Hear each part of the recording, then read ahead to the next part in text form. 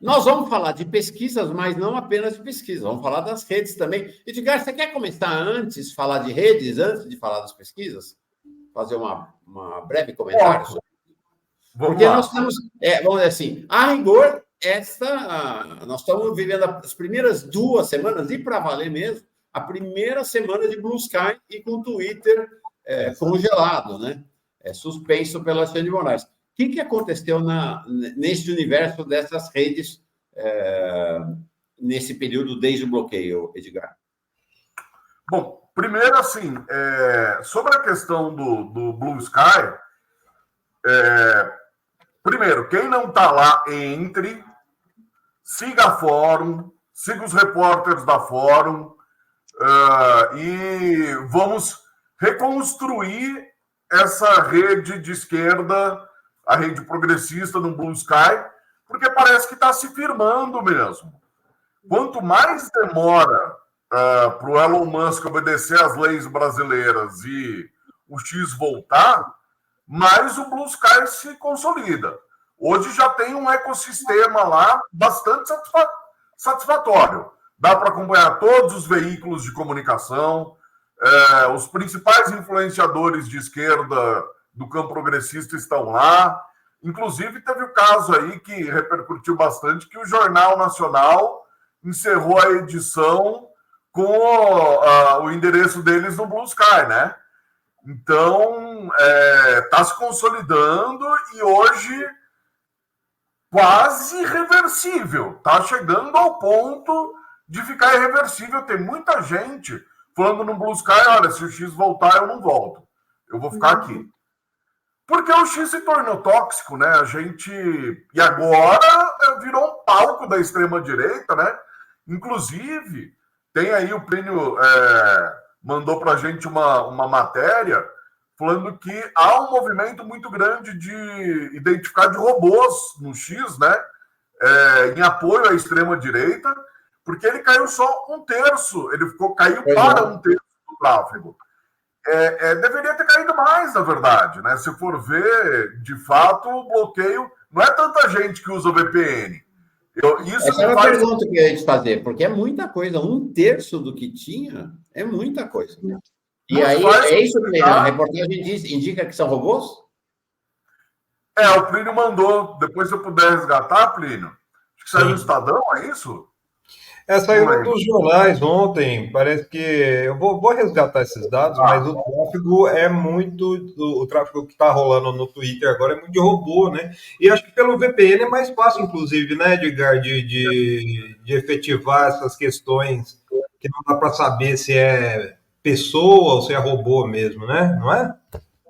É difícil identificar sem a colaboração da própria plataforma. Existem muitos algoritmos que identificam se é robô ou não, só que eles divergem muito entre si. Eu já testei vários, e aí você pega um perfil que é sabidamente robô, alguns algoritmos dizem que ele é, outros dizem que não. Eu já peguei o meu perfil pessoal, que sabidamente não sou um robô, já teve algoritmo que me colocou como robô.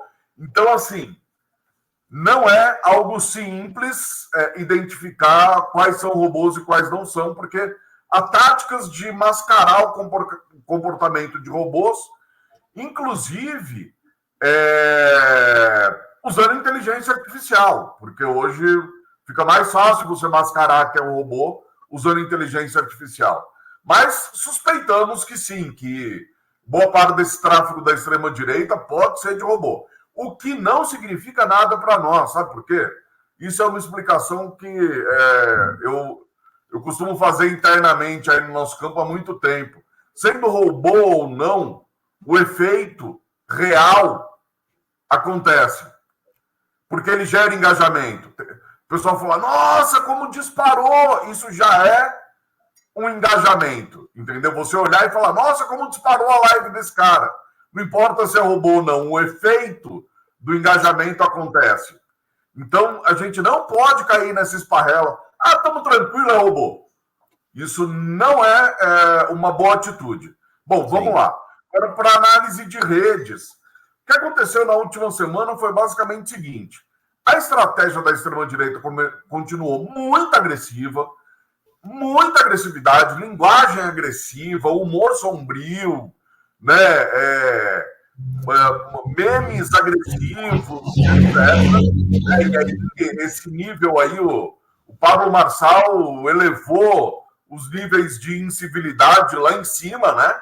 Então, isso acabou dando uma radicalizada na extrema-direita, na agressividade. E os temas que pegaram na extrema-direita foi a questão de colocar o Boulos como uma afronta, como uma ameaça. O Boulos é uma ameaça aos valores tradicionais. O Boulos é uma ameaça à propriedade.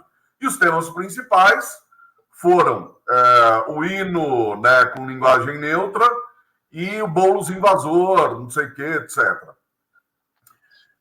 Do lado do campo progressista, tem muita mensagem tentando levar para um campo mais programático, discutindo propostas, reforçando o lado do Boulos como uma pessoa a favor de causas como moradia, direitos humanos, etc.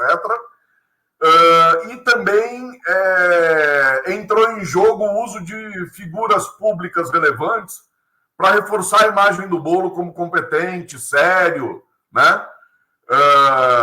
Isso é importante, porque essas figuras, de fato, elas ainda, não sei se isso vai mudar, né? Mas elas ainda trazem credibilidade, né? Você bota a cara de um Chico Buarque apoiando o Boulos, isso traz credibilidade para a imagem do Boulos. Isso tem eficácia, mesmo que limitada, mas tem eficácia. Tanto que viraliza nas redes, etc. e tal, né? Bom, e também tem um grande esforço para desmentir informações falsas, principalmente do caso da farsa do Marçal, né? Pegando o nome de o cara com nome igual, etc. Isso deu muita força nas redes para o campo progressista. Então, meio que embaralha um pouco o jogo, até porque o que acontece é o seguinte, o Marçal tem telhado de vidro com essa questão de valores tradicionais, né? Ele já é uma figura grotesca, ele é uma figura indecente.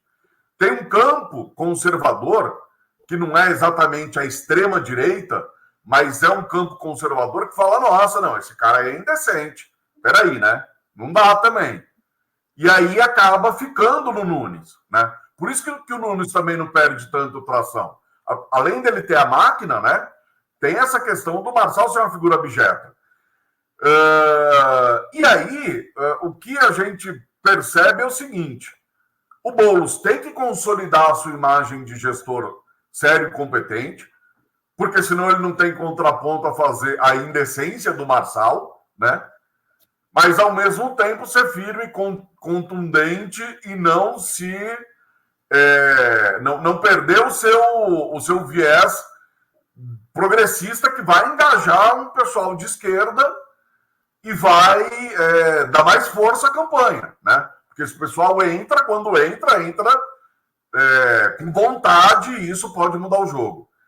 Então, o Boulos tem aí um desafio, que é assim: dar seta para a direita, virar para a esquerda. Dar seta para a esquerda, virar para a direita. Porque ele vai ter que agradar uma base mais radicalizada e passar a imagem de sério competente e trazer esse voto que está com o Nunes de gente que quer alguém sério e competente. Né? Então ele não pode nem dar a guinada de virar o Boulos mega radical e nem ficar totalmente careta do só o coraçãozinho. Enfim, essa é a análise da semana.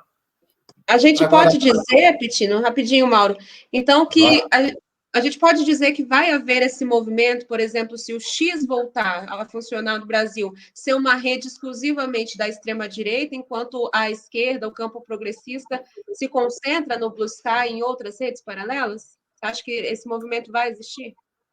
Pode fragmentar esse campo dos microblogs, né? Como a gente conhece esse tipo de rede. O que seria uma novidade radical, hein? Muito Porque você vai ter, a gente fala bolha, você vai ter cada bolha com o seu sistema de comunicação separado, né? Seria uma grande novidade, né? Assim, o que acontece é o seguinte, o Blue Sky ganhou muita força, porque a comunidade progressista entrou em massa, né? E grandes veículos de comunicação estão lá. Então, ela já está cumprindo essa função principal que o Twitter cumpria, de ser uma ágora pública e de ser um lugar rápido para você obter informações. No começo era difícil, mas agora já está funcionando razoavelmente bem para isso. E tem também a Threads, né, que é a rede da Meta, né? Que também, vamos dizer assim, o campo mais progressista foi para o Blue Sky, o pessoal do sapatênis foi para a Threads, e a fascistada continua no X. Então, pode haver essa fragmentação, sim, mas se o X voltar rápido, ele tem o poder de atração, né? Claro. Ele tem o poder de gravidade e acabar atraindo as pessoas de volta para a rede. Eu, sinceramente, estou torcendo para durar mais esse bloqueio, porque eu acho que, de fato, seria melhor para a humanidade o X morrer. O X, né, que é o Twitter, morrer, porque ele está muito tóxico. Eu ia falar isso aqui que a Yolanda Black trouxe, né? Uma questão em relação ao Blue Sky é que ele tinha menos recursos ainda tem que o Twitter, né? Mas eles prometeram, acho que já para a semana que... Bom, os caras estão fazendo uma festa, né? O Brasil é a referência do Blue Sky. Mas, gente, só tomar cuidado, tá? É tudo plataforma de bilionário. Eles são mais simpáticos com o Elon Musk, mas não tem toda essa diferença, né? Tem gente aqui transformando o Blue Sky em herói da pátria brasileira. Calma lá. É plataforma, né? A única diferença é que tem um fascista lá e aqui tem um sujeito razoável, mas eles vão nos esfolar do mesmo jeito que todos os outros líderes de rede social. Mas eles estão prometendo colocar o Blue Sky no mesmo nível, vamos dizer assim, técnico do que o Twitter em pouquíssimo tempo, né? Acho que vídeos deve liberar, eles já falaram que na próxima atualização já libera vídeos, e eles estão trabalhando no Trend Topics, que não tem no Blue Sky, que é uma das principais reclamações aí do campo progressista. E eles estão dizendo que vai vir com outras possibilidades de você montar listas e tal, que vão ser coisas bem interessantes, vamos aguardar, né? Só para... eu já tinha falado um pouco disso, mas bem rapidinho, o Blue Sky pode ser uma plataforma pública, porque ele tem um protocolo aberto. Você consegue criar a sua rede, conectar na dele e as duas serem intercambiáveis. Tanto que você pode criar um servidor próprio para o Blue Sky. Então, assim, eu acho muito interessante essa proposta. Ele tem uma transparência algorítmica muito maior, ele tem uma API aberta, você pode programar para ele, você pode pegar dados. Então, assim, o caminho está muito bom. Se consolidar nesse caminho, ele pode, e tiver força, né, tiver ecossistema, ele pode, de fato, dar uma mudada aí no cenário, no panorama das redes sociais. Tomara. Perfeito. Está aqui a reportagem, o Plínio trouxe aqui o Edgar tinha se referido, essa história dos bots. Eu coloquei aqui, vou colocar mais uma vez, estou colocando no nosso chat o link para quem quiser ver essa reportagem da Folha de São Paulo. Ok, vamos falar de eleição? Vamos lá. Só dar um pitaco aí, Mauro, antes da gente passar para a eleição. Eu acho que é interessante que o Moraes está conseguindo fazer, né, Edgar, o que o Trump tentou fazer. O Trump criou uma rede própria para montar uma estrutura para a extrema-direita e não conseguiu. E o Moraes está conseguindo realmente dividir. Na minha visão, né, eu acho que isso é um pouco problemático, porque assim, você acaba fingindo ainda mais qualquer tentativa de diálogo na sociedade, né? Mas, por um ponto, que nem essa matéria da Folha é interessante, que mostra isso, você acaba dando uma limpada, né? Nessa matéria da Folha, viu, Mauro, tem uma questão interessante, que eles entrevistam, inclusive, um israelense, Rosenberg, que ele administra uma série de perfis, ele admite que ele é pago para isso, e interage principalmente com figuras, autoridades de outro país. Inclusive, assim, nesse levantamento, eu acho que tem um dado bem interessante para a gente colocar aqui, ó, que dos 163 tweets que o Lula fez nos 23 primeiros dias de julho, 97 tinham respostas de perfis estrangeiros auxiliados pelo ChatGPT. Então, o que esse cara faz? Ele pega o ChatGPT, faz a resposta, dá aquele tom que precisa da outra direita, joga no Translate, no tradutor, e vai copiando e colando nos perfis do mundo afora. Então, isso é uma coisa horrível, né? Isso aí. Vamos embora. Agora, ok, tudo bem, ruim ter a rede de extrema-direita, a rede da esquerda, porque... vamos combinar, né?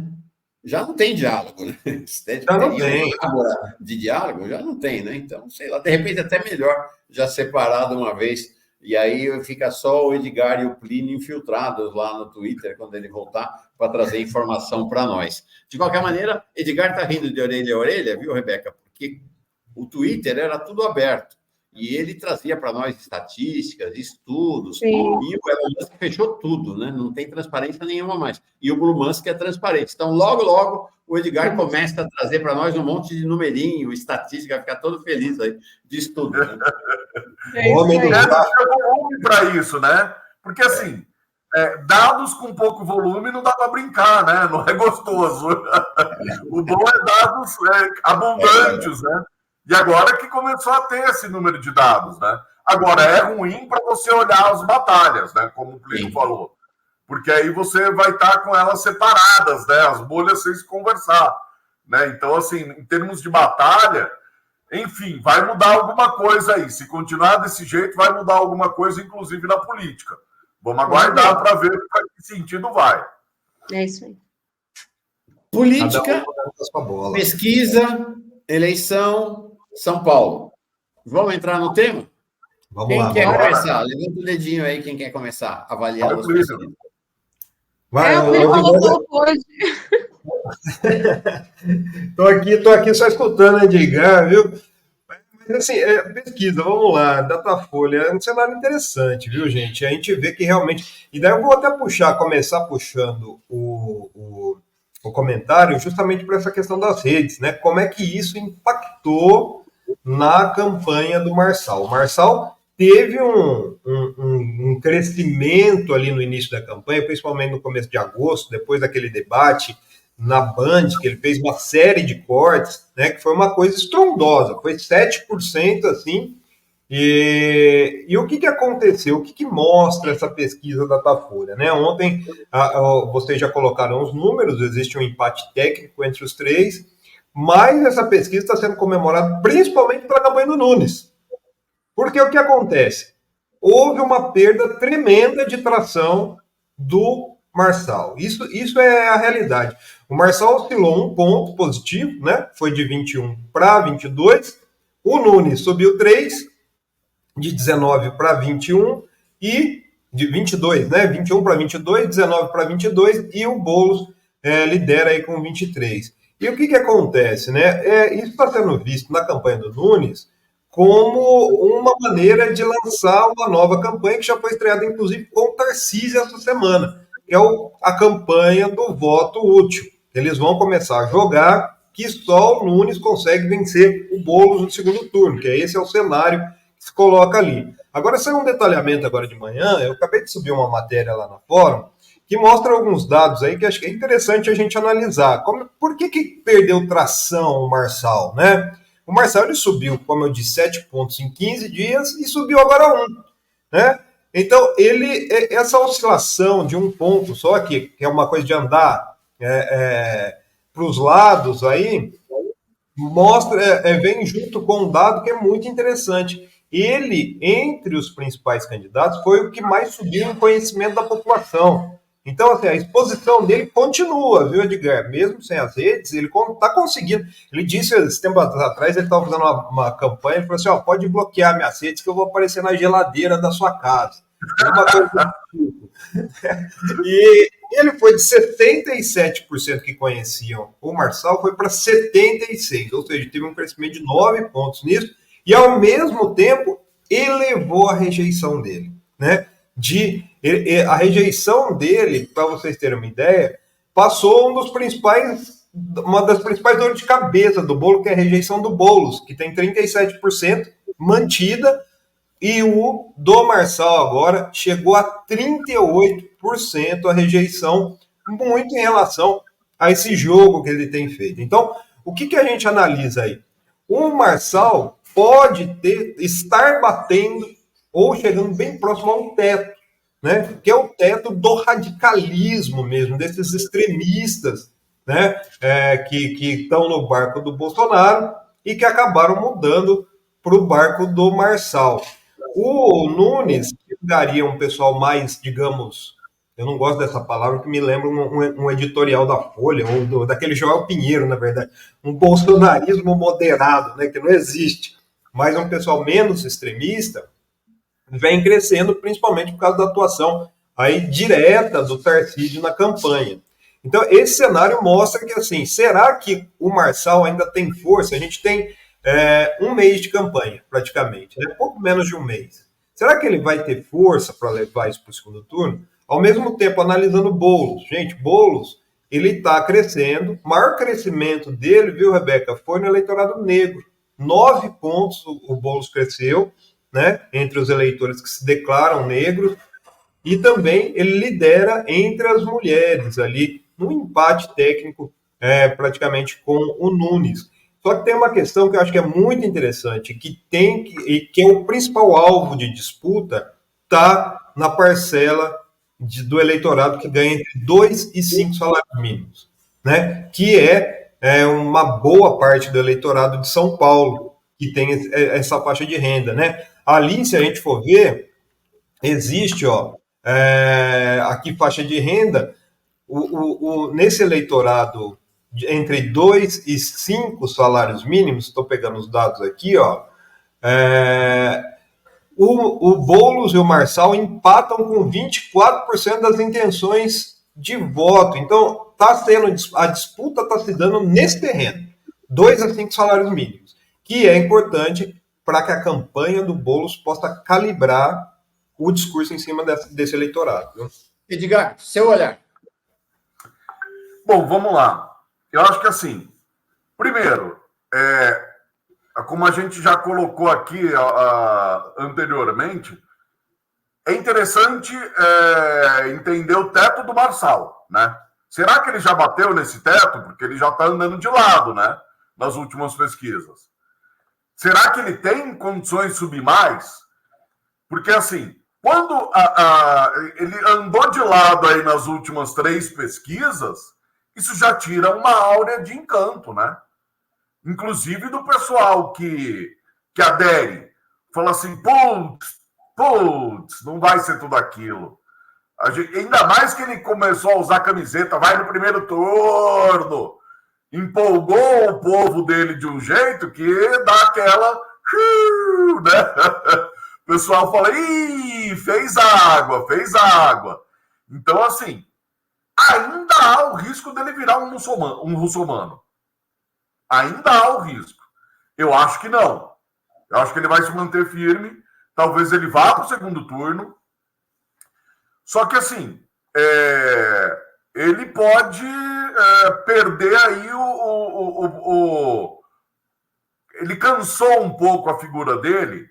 E aí, no dia a dia, a pessoa começa a olhar, mas esse cara vai governar a cidade, né? Com um negócio de teleférico. Pô, né?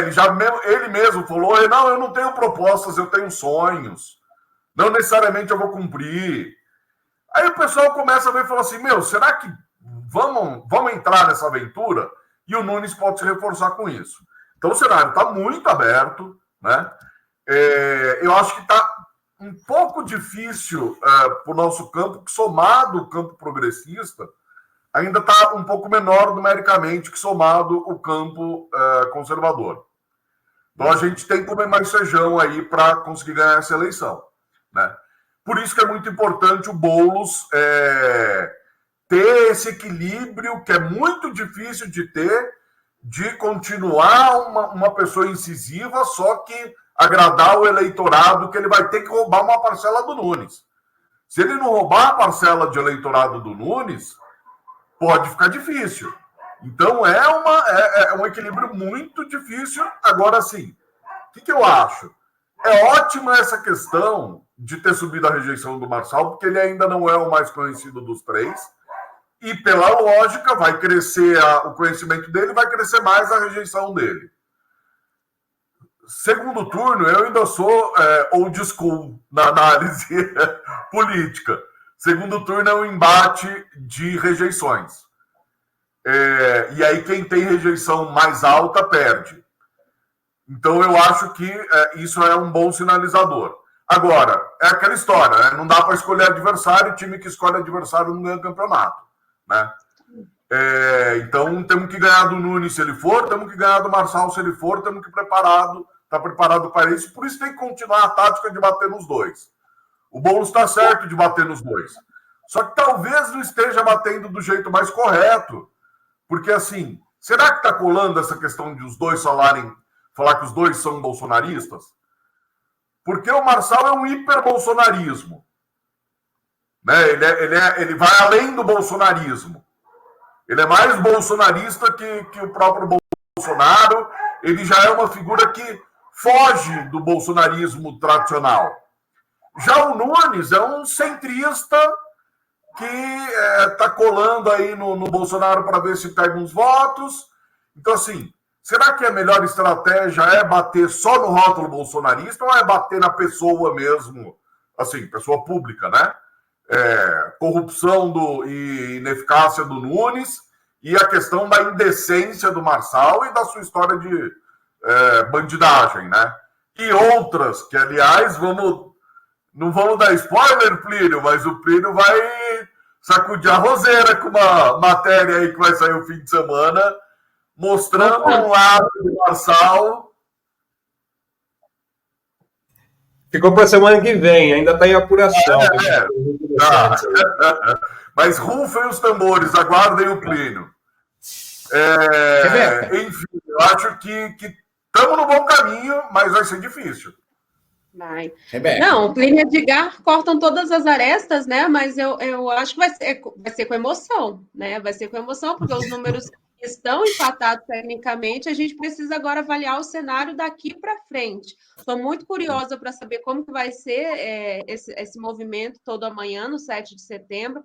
A partir daí, com certeza, segunda-feira, a gente vai ter muito mais informação para poder analisar isso. Não sei se o Plínio está de plantão no fim de semana, mas com certeza vai ter trabalho a partir dessas manifestações, né? Aqui em São Paulo, principalmente. E eu quero levantar também essa bola do Doca, que o Doca colocou aqui o superchat. Ele diz: bom dia a todos. E o risco de um segundo turno sem o Boulos, entre Marçal e Nunes, infelizmente não está descartado, né? Por isso que eu disse que é com emoção. Seria um desastre total. O Doca comenta aqui para a gente. Obrigada pela sua contribuição, Doca. E aí eu te passo, Mauro Lopes, porque é isso, vai ser com emoção. Vamos ter que acompanhar aqui com o coração na boca. Vai ser com emoção. Olha, peraí, antes do Mauro, deixa eu só falar uma coisinha. Eu aposto meus 3 pão de queijo que o Boulos vai para o segundo turno. Vai. E o Michel Galiotto dizendo por que não falam das nossas obras. Céus mais bilhete único. Tá aí.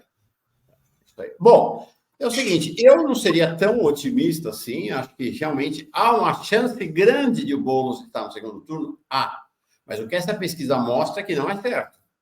Não é certo. Até agora, estávamos dando de barato que o Boulos era a presença certa no segundo turno. Essa pesquisa mostra um tríplice empate, então não dá para garantir que o Boulos vai estar no segundo turno nesse momento. Porque historicamente a esquerda em São Paulo tem, né, votos. Ok, mas ninguém vence a eleição da vez com base somente na história, né? As eleições escrevem e reescrevem histórias. Em 2016, quando Dória ganhou com 53% dos votos, o Haddad teve só 16. Só 16. É claro, a Marta com 10, mas a Marta em 2016 não estava. Vamos lembrar, né? A Marta em 2016 estava na direita, né? Estava apoiando o golpe contra Dilma. Mas tudo bem, foi a Marta, teve 16. E Erundina 3. Em 2020, o Covas teve 32, o Boulos 20 e o Tato 8. Então, soma Boulos com Tato, vai dar 28. Não sei. Né? Vamos ver. Então, acho que assim, não está garantido. O Marçal andou de lado. Sim, mas o Boulos também está andando de lado. O Boulos só faz andar de lado. Precisamos ser realistas. Onde está o crescimento do Boulos? Não tem crescimento do Boulos. O fato é que o Boulos não está conseguindo superar essa casa dos 23 até agora. Vai superar nesse último mês, é a reta final. Bom, vai, né? Mas até o momento não. Então, falar em teto do Marçal, por que não falar em teto do Boulos? Eu acho que são questões que estão em aberto. E depois, eu acho um olhar extremamente róseo para o Marçal, essa avaliação que se faz. Olha só a situação. Olha a situação. O sujeito não está no horário eleitoral gratuito. O sujeito não tem partido político. Ele não tem uma rede de candidatos a vereador para dar sustentação a ele na periferia. E as suas redes sociais principais estão bloqueadas. E o cara, mesmo assim, está com 22, eu olharia para esse cara e falaria, opa, né? Eu seria mais cauteloso em dizer que ele está em crise, que a campanha dele está em crise. Eu acho que temos que ter alguma cautela em relação a isso. E mesmo em relação à rejeição, eu acho que é isso, né? O copo meio cheio e o copo meio vazio. A rejeição dele aumentou, mas ele não passou do Boulos. O que a campanha do Boulos está falando que ele passou? Cascata. É 38 a 37, estão empatados. Né? Não passou o Boulos, estão empatados. Agora, ele é o que tem menor conhecimento. Então, né, o nível de conhecimento, o dele ainda é o menor. Então, ele tem potencial. Ele é o único que, de fato, deixa eu ver se eu acho aqui o grau de conhecimento, essa é a rejeição. Conhecimento, aqui, ó. O Datena tem 97. O Nunes, para mim é uma surpresa, inclusive, que ele esteja, né? Porque ele era um desconhecido, está com 90 já. O Boulos com 86 e ele com 76. De fato, ele é que tem menor conhecimento. Quanto mais conhecido, mais rejeitado vai ser? Ok. Mas também, quanto mais conhecido, mais voto pode ter, né? Não é só a rejeição que aumenta, né? A intenção de voto também pode aumentar. Então, acho que o cenário em relação ao Marçal, eu não estaria dando de barato, não, que o Marçal está fora do jogo, nem que o Nunes está fora do jogo. Né? Acho que houve uma ideia geral de que o Nunes estava ficando fora. Não está. Não está. O cenário está em aberto na eleição em São Paulo. Acho que esse é um cenário. E mesmo em relação às segmentações, acho que, primeiro, precisamos ser cuidadosos, né? Vão até conversar com o Marcos Coimbra mais tarde, com as segmentações, porque elas vão reduzindo muito o campo. Então, também são conclusões difíceis de fazer. Mas o fato é que a gente tem o Marçal muito forte no eleitorado. Bom, primeiro, o Nunes é o campeão dos pobres, né? Está com 28. Né? Eu estou falando que, assim, como o eleitorado mais pobre até 2 milhões tem 36%, é o que tem maior representação. É o que talvez dê para fazer um pouco de conclusão. Né? O Nunes tem 28. E aí o Boulos está empatado com o Marçal.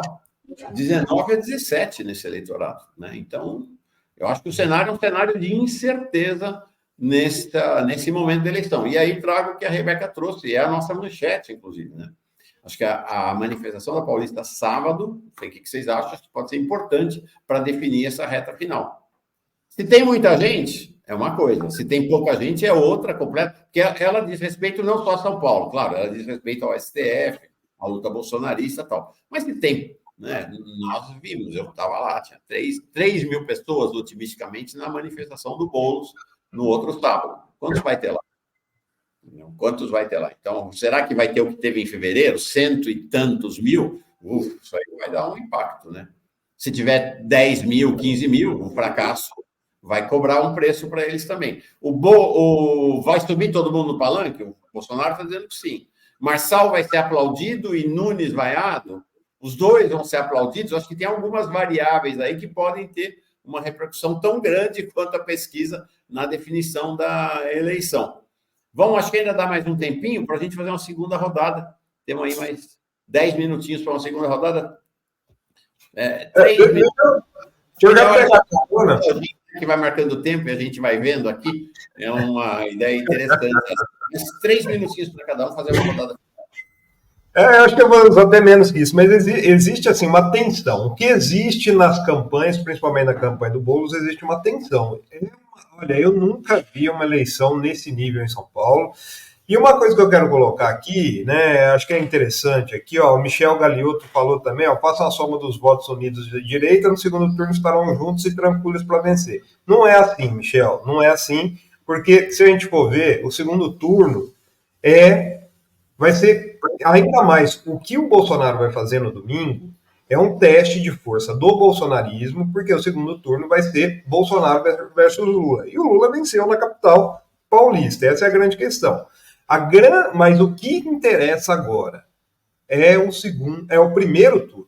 Eu acho que tem que ser focado nisso. Existe um ator novo nessa eleição, que é o Pablo Marçal, que veio para ficar. Ele preocupa o campo progressista, preocupa muito, mas a preocupação maior, eu acredito, nesse momento, é principalmente com o bolsonarismo, né? Essa semana, por exemplo, nas buscas, nos mecanismos de busca, o Edgar pode até falar disso, o Marçal estava 3 vezes acima do Bolsonaro, as buscas por Pablo Marçal. Então existe uma ameaça real ao bolsonarismo. E o que o Pablo Marçal traz junto? Ele traz um discurso, um modus operandi de uma ultradireita que se radicaliza ainda mais. Principalmente quando a gente vê as redes sociais. Essa semana eu estava vendo uma reportagem do Guardian que me preocupou muito, que a posição tanto do Elon Musk quanto daquele rapaz do Telegram, né, que foi preso na França, que eles são adeptos a uma corrente de pensamento que não precisa de democracia. O mundo precisa ser governado por uma república de homens brancos com alto grau de testosterona. Olha isso, Rebeca. Né? Que as mulheres com alto grau de testosterona e os homens com baixo grau de testosterona sejam limados da sociedade. Gente, isso é um ponto de aia. E esse discurso é o discurso que tem o Pablo Marçal no fundo, né? Esse discurso da meritocracia, do cara que tem que ser da seletividade do machão dentro do capitalismo, né? Eu acho que isso me preocupa mais, porque é esse tipo de discurso que está em disputa, e dentro da extrema-direita. Ou seja, a gente tem um ator novo hoje na extrema-direita que puxa ainda mais esse radicalismo, e isso veio para ficar. Agora, como é que a gente vai combater isso com as ideias progressistas? Essa é a grande dúvida que me paira ainda, viu? E dentro de um campo que o Marçal domina, que é amplificado nas redes sociais. Inclusive, ele tem movimento orgânico. Eu estava vendo, tem muitas pessoas que fizeram dinheiro com o Marçal, que estão financiando e trabalhando de graça para ele nas redes. Edgar.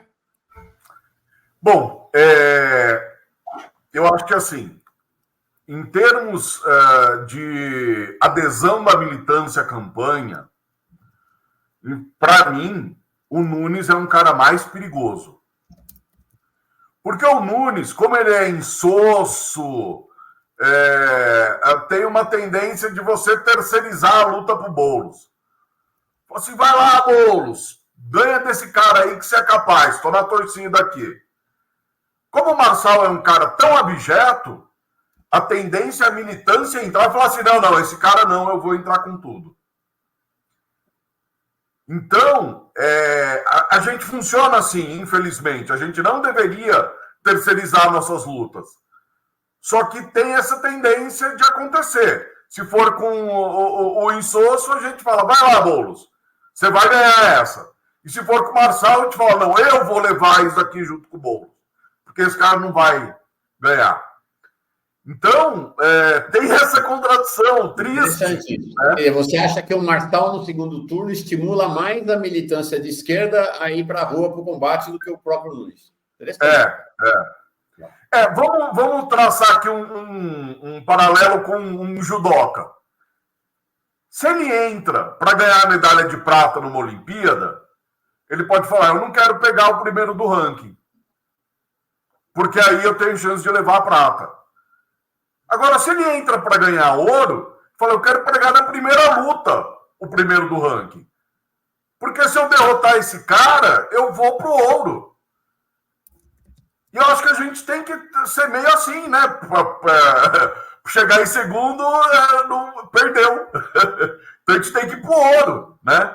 E se é para ir, se o Marçal é essa extrema-direita horrível que está se desenhando aí, primeiro, vamos voltar. Esse cara não pode participar do jogo político porque ele está fora das regras, né? Eu acho que isso a justiça tem que agir. Mas a gente tem que ganhar desse cara na política. Independente dele ser um cara fora das regras, violar todas as regras, as leis, e ter que ser impedido na justiça, a gente tem que ganhar dele na política. Uhum. E se a gente derrotar esse cara no segundo turno,